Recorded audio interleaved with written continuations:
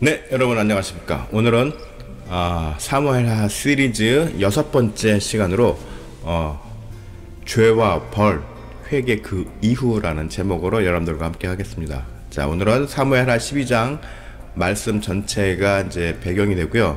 특별히 13절 말씀을 오늘 같이 한번 보겠습니다. 다윗이 나단에게 이르되 내가 여호와께 죄를 범하였노라 하매 나단이 다윗에게 말하되 여호와께서도 당신의 죄를 사하셨나니 당신이 죽지 아니하려니와. 자,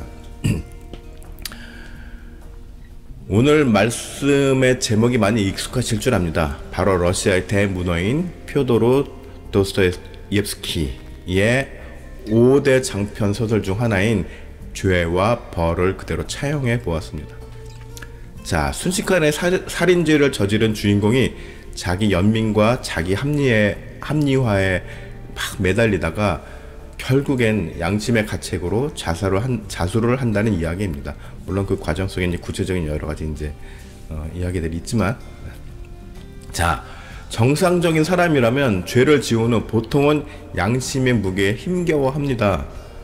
물론 혹여라도 일정 부분 자신의 정당한 부분이 있다고 할지라도 결국 죄를 지은 그 행위 자체는 없어지지 않는다는 말입니다. 그리고 죄를 지은 행위로 인해서 새로운 변수들이 생기게 됩니다. 자, 오늘은 그래서 다윗의 삶을 통해 이러한 죄와 그에 따른 상황들에 대해서 생각해 보고자 합니다. 자, 다윗은 왕이 된 후 자신의 신복인 우리아 장군의 아내 밧세바를 취하게 됩니다. 그런데 그 과정이 마치 아침 불륜 드라마에나 있을 법한 내용이어서 충격적이기까지 합니다. 자, 요즘으로 따져보면 다윗은 권력을 이용해서 부하를 살해하고 그 부하가 또 전방의 지휘자였습니다. 최전방의 작전 중인 지휘자를 죽임으로써 군 질서를 어지럽혔습니다.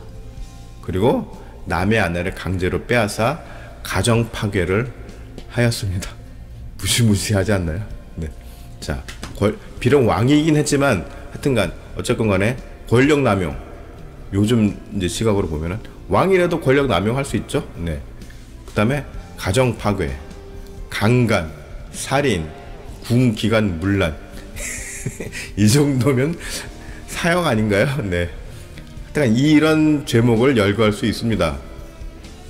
자, 오늘 본문의 3절 한번 볼게요. 3절. 가난한 사람은 아무것도 없고 자기가 사서 기르는 작은 암양새끼 한 마리뿐이라.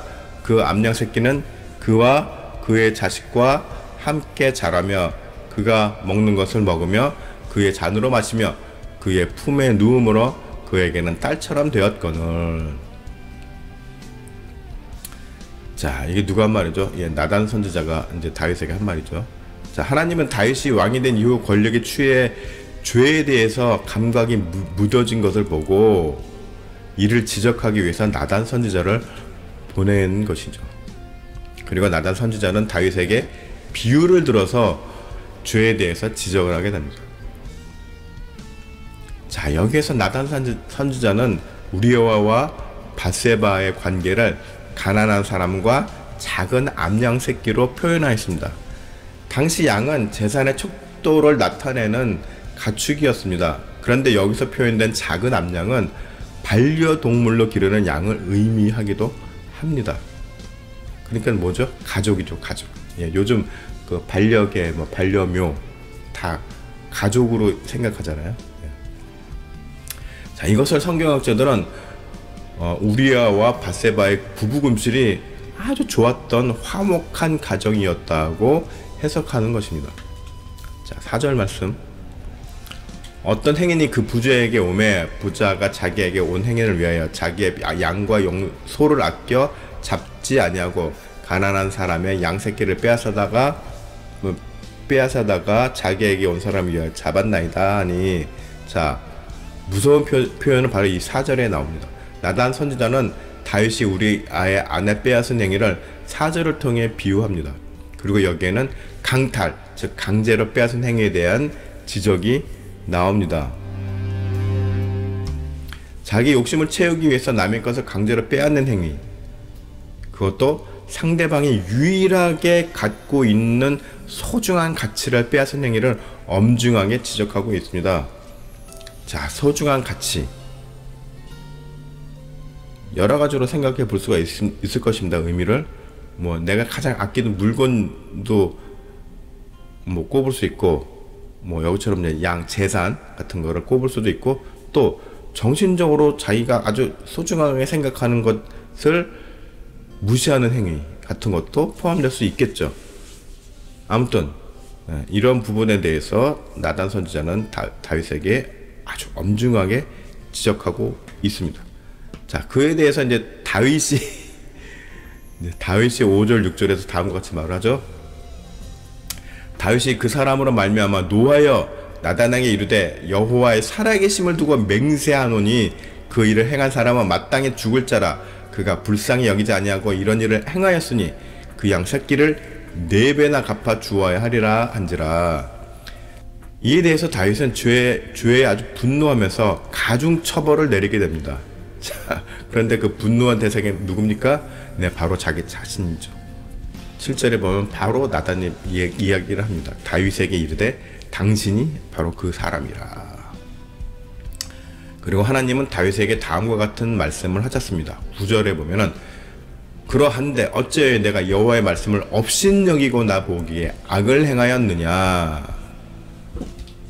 자, 그 말씀이 이제 10절에도 이어서 나옵니다. 이제 내가 나를 업신여기고 햇사람 우리의 아내를 빼앗아 내 아내로 삼았은즉 칼이 내 집에서 영원토록 떠나지 아니하리라 하셨고.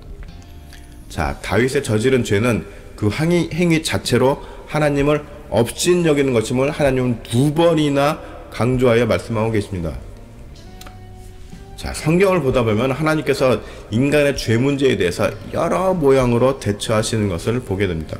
중요한 점은 죄를 짓는다는 것 자체가 바로 하나님의 뜻을 어긴 것이고 하나님을 업신여기는 것이 된다는 말입니다. 네, 본인이 의도했던 안 했건 간에 어떤 죄를 지었으면 그것이 그 자체로 바로 하나님의 뜻을 어긴 것이고 하나님을 업신여기는 것이 된다는 말이죠. 그리고 그 죄의 질의 정도에 따라, 자, 우리가 하늘에 천국 가면 이제 상급을 받죠. 네. 이 죄도 사실은 모든 죄가 다 똑같다고 얘기하지만 죄의 질에 따라서 좀 차이가 있습니다. 그리고 끝까지 죄를 인정하느냐 안 하느냐에 따라서도 아주 큰 좌우를 하죠.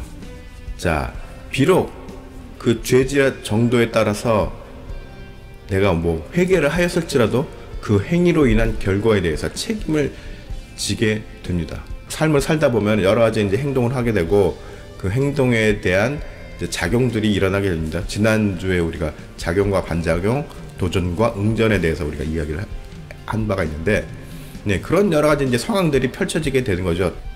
창세기에 보면은 아벨을 죽인 최초의 살인자 가인은 어떻게 됐습니까? 평생 유리 방황하는 자가 되어야 했습니다. 또 팥죽 한 그릇으로 사기를 쳐서 형 에서의 장자권을 빼앗은 야곱 역시 자신의 죄로 인하여 상당 기간을 삼촌에게 착취당하게 됩니다. 그리고 형 에서를 피하여서 오랜 세월을 도망자로 살아야 했습니다.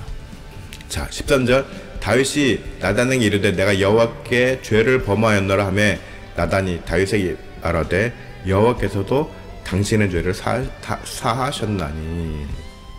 자, 다윗도 마찬가지입니다. 그가 자신의 죄를 지적당하자 잘못을 인정하고 돌이켰습니다. 자, 여기서 13절에는 굉장히 간단하게 한 문장으로 나왔지만은 사실은 이 시편이나 뭐 이렇게 말씀들을 보면은 다윗이 정말 자신의 친성이 썩을 정도로 눈물을 흘리면서 회개를 했다고 했습니다. 굉장히 처절하게, 아주 처절하게 회개했습니다. 예. 야, 이제 그만하면 됐다라는 말이 나올 정도로 그만큼 처절하게 회개를 했습니다. 그러나 그러했을지라도 자신의 죄로 인해서 여러 상황들이 아주 틀어지게 된 부분에 대해서는 스스로 감당해야만 했다는 말입니다. 자, 우리는 죄를 지었을 때 하나님 잘못했습니다, 회개하면은 그냥 바로 용서받는다고 생각하기 쉽습니다. 그래서 회개한다는 것에 대해서 너무 쉽게 생각하는 경향도 있습니다. 물론 용서받죠. 용서받는데, 자, 그런데 우리가 회개라는 말을 아시죠, 여러분 다? 회개가 무슨 뜻입니까? 네, 잘못을 뉘우치는 것까지는 누구나 하죠. 그 다음에 다시 고친다는 의미가 있죠. 고친다는 의미가 있습니다. 즉, 다시 잘못 이전의 상황으로 되돌리려고 노력해야 한다는 말입니다. 자신의 죄로 인해서 틀어진 많은 부분들을 되돌리면서 발생하는 어려움과 고통을 감수해야 하는 것입니다. 그리고 다윗은 앞으로 자신의 죄로 틀어지고 상처받는 많은 사람과의 관계가 정리될 때까지의 모든 아픔을 감내해야만 했습니다. 네. 일단 밧세바와 사이에서 난 아이가 죽죠. 앞으로 또 말씀하겠지만은, 그 다음에 또 자기의 아들인 압살롬이 쿠데타를 일으키죠. 네. 또 그 과정에서 또 여러 가지 기가 막힌 일들이 많이 발생이 됩니다. 아무튼 그건 나중에 말씀드리고, 자, 13절. 당신이 죽지 아니하려니와. 예. 우리가 잘 알다시피 다윗은 자신의 죄를 처절하리만큼 뉘우치면서 회개했습니다. 아까도 말씀드렸지만. 그런데 그럼에도 불구하고 밧세바와 사이에서 아이는 죽게 되죠. 또 압살롬이 쿠데타를 일으키면서 아주 몹쓸 짓을 많이 행동을 합니다. 결국은 그리고 압살롬이 죽게 되죠. 그런데 다윗은 또 자기의 아들이 죽었다고 그렇게 또 서러워웁니다. 자, 우리들은 이 육체를 입고 사는 한 정말 연약한 존재일 수밖에 없죠. 네, 한계를 가진 존재일 수밖에 없습니다. 그래서 뭐 살다 보면 죄를 지을 수도 있습니다. 네, 완벽하게 살 수 없죠. 우리는 결국 그렇다고 해서 뭐 우리가 죄를 짓는 것에 대해서 그걸 당연시하게 생각하는 것은 아닙니다. 왜요? 그렇게 여기서도 안 됩니다. 로마서 7장 24절에 보면은 바울이 이러한 고백을 합니다. 오호라, 나는 곤고한 사람이로다. 이 사망의 몸에서 누가 나를 건져내랴. 다윗이래. 사도 바울도, 우리가 존경하는 사도 바울 선생님도, 예수님을 직접 본 사도 바울도 평생을 이 육신의 죄의 소욕에서 몸부림치면서 살았습니다. 본인 스스로 이렇게 고백을 하는 거죠. 따라서 우리도 평생을 걸쳐 몸부림치면서 싸워야 할 우리의 몫입니다. 이 죄 문제에 대해서는. 자, 예수 그리스도의 십자가를 통해서 구원으로 가는 길이 열렸습니다. 그리고 예수의 이름으로 모든 속죄의 절차가 간소화되었다고 할지라도, 옛날처럼 우리가 제사를 안 지내도 되죠. 네, 주님 앞에 주님의 이름으로 회개를 하면 됩니다. 기도하면 됩니다. 그런데 우리들이 지은 죄에 대한 후유증은, 그 후유증이라는 게 뭡니까? 우리가 어떤 행동을 했잖아요. 그럼 그 행동에 대한 여파가 있다는 말입니다. 그 후유증은 그 죄의 깊이에 따라 각자 감당해야 할 크기만큼 따른다는 것을 기억해야 할 것입니다. 그런데 또 오해하지 말아야 할 것은, 이것은 죄값을 하나님께서 우리에게 묻는 과정이 아닙니다. 네, 우리들이 스스로 지은 죄의 결과에 따라 나타난 부작용들이 가라앉고 정리가 될 때까지의 모든 과정을 인내하며 감내해야 하는 것일 뿐입니다. 그리고 바로 이런 모든 과정이 바로 죄를 용서받았기 때문에 가능한 것임을 기억해야 합니다. 만약에 우리가 죄를 용서받지 못하고 버림받은 존재가 되었다면은 사울처럼 죄 가운데서 방관된 채로 그렇게 살다가 죽게 되었을 것이기 때문입니다. 제가 수시로 강조하는 말씀이 있죠. 요한계시록 22장 11절에 불의를 행하는 자는 그대로 불의를 행하고 더러운 자는 그대로 더럽고 의로운 자는 그대로 의의를 행하고 거룩한 자는 그대로 거룩하게 하라. 자, 우리 모두 죄 문제 앞에서 늘 긴장하고 경계하고 주님 앞에 낮은 자세로 은혜를 구하는 마음을 잊지 말고 살아야 할 것입니다.